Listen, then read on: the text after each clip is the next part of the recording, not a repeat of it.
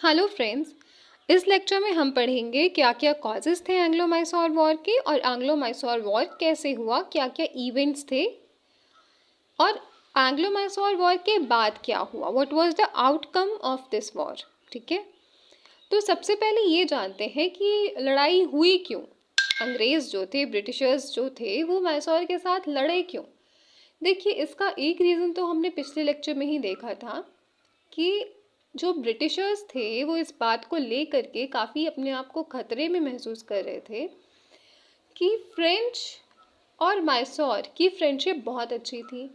Mysore French की मदद लेकर के काफ़ी सारे चेंजेस कर रहा था अपने स्टेट में, जिसके वजह से मैसूर काफ़ी पावरफुल भी हो रहा था सदर्न इंडिया में। और क्योंकि मैसूर पावरफुल हो रहा था तो फ्रेंच भी कहीं ना कहीं काफ़ी पावरफुल होता जा रहा था सदर्न इंडिया में।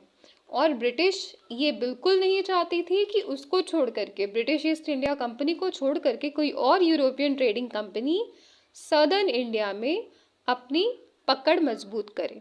तो इस वजह से जो ब्रिटिशर्स थे वो काफ़ी डरे हुए थे। फ्रेंच और हैदर अली के बाद जो टीपू सुल्तान आते हैं, इन दोनों ने ही फ्रेंच के साथ काफ़ी अच्छे रिश्ते रखे थे, जिसको ले करके ब्रिटिशर्स काफ़ी डरे हुए थे। उनको डर था कि मैसूर और जो फ्रेंच है वो ब्रिटिश को साउथ इंडिया से भगा देगा।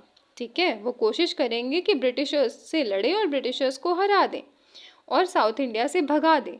इस बात को लेकर के ब्रिटिशर्स काफ़ी डरे हुए थे। इसके साथ ही साथ मैसूर ने, मैंने ये भी कहा था कि ब्रिटिशर्स के साथ वो ट्रेडिंग नहीं करते थे।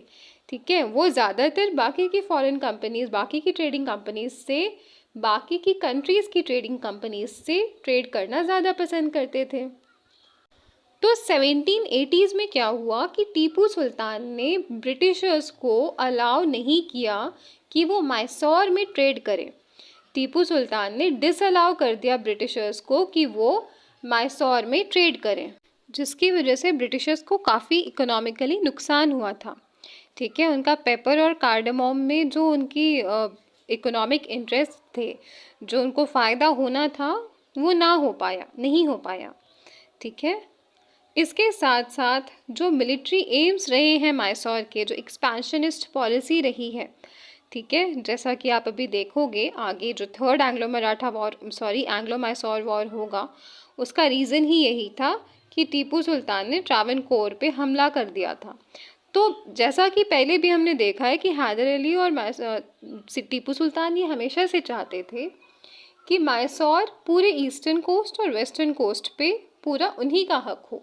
ठीक है, तो ये उनकी एक्सपेंशनिस्ट पॉलिसी थी, जिसको लेकर के वो हमेशा कन्फ्लिक्ट में रहते थे, ना सिर्फ ब्रिटिशर्स के साथ बल्कि अपने आस पड़ोस जो हैदराबाद, मराठा हैं, इन सब से भी उनकी काफ़ी कन्फ्लिक्ट चलती रहती थी। ठीक है, और ये इवेंचुअली ही उनको धीरे धीरे लेकर के ब्रिटिशर्स के अगेंस्ट भी ले आया था। इसके साथ साथ ब्रिटिश ये देख सकते थे कि साउथ इंडिया में अब मैसूर अपना पावर बढ़ा रहा है, पावरफुल बनता जा रहा है। तो अगर उन्हें अभी नहीं दबाया गया ना, तो ये ही मैसूर ही कारण बन सकता है ब्रिटिशर्स को साउथ इंडिया से भगाने का। तो या तो हम मैसूर को हटा दें, दबा दें, या मैसूर हमें भगा दे, क्योंकि ये दोनों ही, ब्रिटिशर्स भी पावरफुल बन रहे थे धीरे धीरे और मैसूर भी पावरफुल बन रहा था। ठीक है, तो ये कुछ कॉजेज़ थे जिसके वजह से ब्रिटिशर्स काफ़ी डरे हुए थे मैसूर को लेकर के, और जिनकी वजह से एंग्लो मैसूर वॉर होती है। ठीक है, तो क्या होता है, सबसे पहले फर्स्ट एंग्लो मैसूर वॉर, इन्हीं कारणों की वजह से ब्रिटिशर्स जो थे मैसूर पे अचानक हमला कर देते हैं। तो फर्स्ट एंग्लो मैसूर वॉर होती है 1767 से लेकर के 1769 तक। इसमें मराठा और निज़ाम ये दोनों ब्रिटिश के साथ मिलकर के हैदर अली के खिलाफ लड़ते हैं। So Marathas and Nizam both colluded their hands with English Britishers against Hyder Ali. ठीक है, अच्छा, जो ये मैसूर थे ना, ये मैसूर का बहुत मेजर कंट्रोल भी था मालाबार कोस्ट पे। ठीक है, और मालाबार कोस्ट आप देख सकते हो कितना ज़्यादा इकोनॉमिकली रिच था उस टाइम पे और इम्पॉर्टेंट भी था। तो एक बहुत अच्छा ट्रेड होता था मालाबार कोस्ट से, और यही रीज़न सबसे बड़ा, पेपर और कार्डेमम का ट्रेड बहुत ज़्यादा होता था मालाबार कोस्ट से। 1785 में जो टीपू सुल्तान जी ने बैन लगाया था ना पेपर और कार्डेमम का इम्पोर्ट्स से इनके किंगडम में, ये और बाद में कहा कि हमें इंग्लिश ट्रेडर्स, ब्रिटिश ट्रेडर्स के साथ ट्रेड ही नहीं करना। तो ये रीज़न भी बहुत बड़ा रीज़न था ब्रिटिशर्स के अटैक करने का। ठीक है, जो मालाबार कोस्ट था वो मैसूर के अंडर था और मालाबार कोस्ट से लेकर के 1788 में बिल्कुल मना कर दिया था टीपू सुल्तान ने कि वो इंग्लिश ट्रेडर्स के साथ ट्रेड नहीं करेंगे। और पेपर और कार्डेमम का जो एक्सपोर्ट होता था वो सबसे ज़्यादा मालाबार कोस्ट से ही होता था। ठीक है, तो ये भी एक बहुत बड़ा रीज़न था इस वॉर का। तो फर्स्ट एंग्लो मैसूर वॉर होती है 1767 से 69 के बीच में, जिसमें मराठास और निज़ाम ये दोनों ही ब्रिटिशर्स के साथ मिलकर के हैदर अली के अगेंस्ट लड़ते हैं, जिसमें हैदर अली जी जीत जाते हैं। ठीक है, इन दोनों को हरा देते हैं, जो ब्रिटिशर्स थे उनको हरा दिया जाता है। फिर होता है सेकेंड एंग्लो मैसूर वॉर 1780 से लेकर के 1784 तक। ठीक है, अब किन्हीं किन्हीं टेक्स्ट बुक्स में 1779 लिखा है, किन्हीं में 1780 लिखा है। ठीक है, अब देखिए जो सेकेंड एंग्लो मैसूर वॉर होता है इसमें मराठास और निज़ाम ये दोनों ही कोल्यूट कर लेते हैं, अपने हाथ मिला लेते हैं मैसूर से, ठीक है, ब्रिटिशर्स के अगेंस्ट। अब यहाँ पे जो सेकेंड एंग्लो मैसूर वॉर होती है इसमें लास्ट में 1784 में ट्रीटी ऑफ मैंगलोर साइन होता है टीपू सुल्तान के बीच और government of Madras Lord McCarthy के बीच। जो मद्रास के गवर्नर थे उस टाइम पे लॉर्ड मैकार्थी और टीपू सुल्तान जी के बीच में एक ट्रीटी साइन होती है, ट्रीटी ऑफ मैंगलोर। फिर थर्ड एंग्लो मैसूर वॉर होता है 1790 से लेकर के 1792 तक, जिसमें मराठा और निज़ाम फिर से ब्रिटिश के साइड हो जाते हैं। ठीक है, और अभी जो है मैसूर में जो लड़ाई हो रही है दैट इज़, उसको इंग्लिश की तरफ से जो रूल कर रहे हैं वो हैं लॉर्ड कॉर्नवालिस। ठीक है, तो जो थर्ड एंग्लो मैसूर वॉर है उसमें मराठा और निज़ाम फिर से ब्रिटिशर्स के साइड ले लेते हैं, जिनको अभी कौन गाइड कर रहा है, लॉर्ड कॉर्नवालिस। क्यों साइड ले लेते हैं, क्योंकि देखो ट्रावनकोर जो है ना, ट्रावनकोर के जो किंग थे वो ब्रिटिशर्स के बहुत अच्छे फ्रेंड थे, इसकी वजह से टीपू सुल्तान जी ने ट्रावनकोर पे हमला किया था। लेकिन अब जब ट्रावनकोर पे हमला कर रहे हैं टीपू सुल्तान, तो ये चीज़ जो उनके जो साइड मराठास और निज़ाम है उन्होंने कैसे ली, उन्होंने इस चीज़ को ऐसे लिया कि ये जो है अपनी एक्सपेंशनिस्ट पॉलिसी लगा रहे हैं।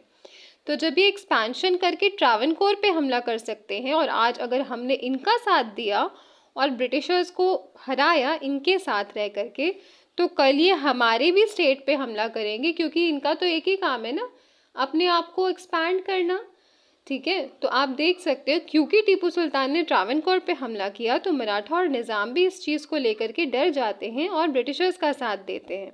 जबकि टीपू सुल्तान ने ट्रावनकोर पे हमला इसीलिए किया था क्योंकि ट्रावनकोर ब्रिटिशर्स के फ्रेंड थे। ठीक है, और एक चीज़ और इम्पॉर्टेंट कि अब तक जो है इस टाइम तक थर्ड एंग्लो मैसूर वॉर तक हैदर अली जी मर जाते हैं। हैदर अली की डेथ होती है 1782 में और वो कैंसर की वजह से मरते हैं। ठीक है, वो रणभूमि में नहीं मरते, मतलब वो वॉर के टाइम पे नहीं, बल्कि वो अपनी डिजीज़ कैंसर की वजह से 1782 में उनकी डेथ हो जाती है। तो सेकेंड एंग्लो मैसूर वॉर के दौरान ही हैदर अली जी की डेथ हो जाती है और अब जो है कम्प्लीटली सब कुछ टीपू सुल्तान संभाल रहे होते हैं। तो थर्ड एंग्लो मैसूर वॉर के बाद मैसूर धीरे धीरे हारने लगता है कोस्टल एरियाज़। ठीक है, जो कोस्टल रीजन थे वो हारने लग जाते हैं। लास्ट एंड फाइनल जो डिसिसिव वॉर थी वो थी fourth Anglo Mysore war.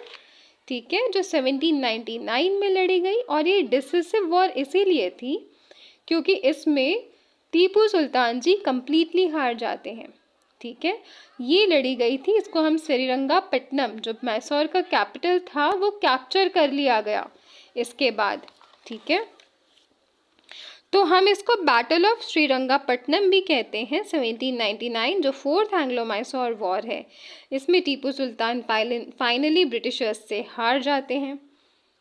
Mysore का जो कैपिटल होता है श्रीरंगापट्टनम, उसको कैप्चर कर लिया जाता है और टीपू सुल्तान जी से कहा जाता है कि आप सब्सिडियरी अलायंस पे साइन कर लीजिए, पर टीपू सुल्तान जी इस ऑफर को रिजेक्ट कर लेते हैं, जिसकी वजह से जब टीपू सुल्तान जी सब्सिडियरी अलायंस नहीं मान रहे थे, रिजेक्ट कर रहे थे, और बाद में ब्रिटिशर्स ने उनको एग्जीक्यूट कर दिया, मतलब उनको मार दिया। ठीक है, क्योंकि टीपू सुल्तान मान नहीं रहे थे, सब्सिडियरी अलायंस पे साइन नहीं कर रहे थे, सब्सिडियरी अलायंस नहीं मान रहे थे, तो बाद में ब्रिटिशर्स ने उनको एग्जीक्यूट कर दिया, उनको मार डाला।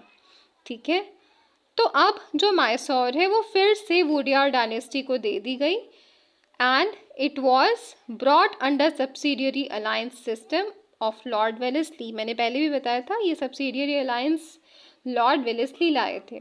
ठीक है, तो टीपू सुल्तान के मर जाने से भी कुछ हुआ नहीं खास, वुडियार डायनेस्टी को वापस दे दिया गया उनका मैसूर, और उनको फिर सब्सिडियरी अलायंस के अंडर ब्रिटिशर्स ने अपने से मतलब अपने अंडर ही कर लिया, सब्सिडियरी अलायंस में करके।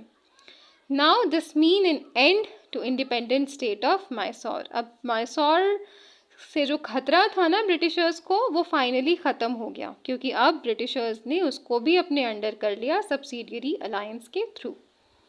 तो आप देख सकते हो क्यों हुआ मैसूर एंग्लो मैसूर वॉर, ये तो हम देख ही चुके थे, पिछले लेक्चर में भी देखा था। कितने सारे रिफॉर्म्स हो रहे थे, रिसाला सिस्टम, रेवेन्यू रिफॉर्म हो रहा था, एग्रीकल्चर रिफॉर्म हो रहा था, ट्रेड रिफॉर्म हो रहा था, और रेवेन्यू कलेक्शन में रिफॉर्म हो रहे थे, जिसके वजह से मैसूर जो है सबकी नज़रों पे चढ़ गया, ब्रिटिशर्स की नज़रों पे चढ़ गया। फ्रेंच की मदद ले रहा था, सबसे बड़ी बात ये है, जिसकी वजह से ब्रिटिशर्स को लगा कि उन्हें खतरा है। और इस एंग्लो मैसूर वॉर के बाद ना फाइनली एक बहुत बड़ा जो मैसूर था ना, ये एलिमिनेट हो गया। एक बहुत बड़ा स्टेट मैसूर, खतरनाक स्टेट जो है ब्रिटिशर्स की नज़रों में, वो एक तरह से एलिमिनेट हो गया। एक बहुत बड़ा चैलेंज था साउथ एशिया में मैसूर। जब मैसूर को सबड्यू कर दिया, हरा दिया ब्रिटिशर्स ने, अब ब्रिटिशर्स आराम से अपनी एनर्जी मराठास की तरफ लगा सकते थे। ठीक है, जो मराठास, अब लास्ट पावर एक ही बची है अब, मराठा। ठीक है, क्योंकि ब्रिटिशर्स ने पहले बंगाल को अपने अंडर किया, बंगाल के बाद हैदराबाद और कर्नाटक रीजन को अपने अंडर किया, अब मैसूर को अपने अंडर किया। अब एक ही बच रही है पावरफुल स्टेट, वो है मराठास। ठीक है, और मराठा तीनों तरफ से ब्रिटिश से ही घिरे हुए हैं। तो अब वो ब्रिटिशर्स जो है ना, अब शांति से अपनी पूरी एनर्जी लगाएंगे मराठास को हराने में, क्योंकि वो लास्ट एंड द लीस्ट वही बच रहे हैं अब साउथ इंडिया में। उनको हरा दिया तो पूरी साउथ इंडिया ब्रिटिशर्स की। तो नेक्स्ट लेक्चर में हम मराठा स्टेट कैसा था, उसकी एडमिनिस्ट्रेशन कैसी थी, ये देखते हुए आगे बढ़ेंगे और फिर एंग्लो मराठा वॉर कंप्लीट करेंगे। So that's all for